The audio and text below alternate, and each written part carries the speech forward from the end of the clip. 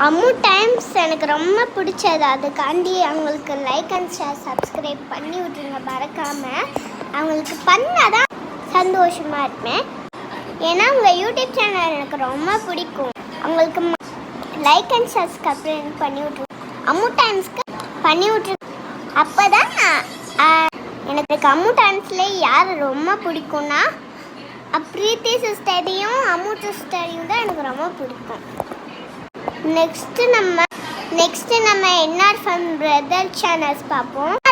என்ஆர்எஃப்எம் brother channel எனக்கு மோனி சிஸ்டரை எனக்கு ரொம்ப பிடிக்கும்.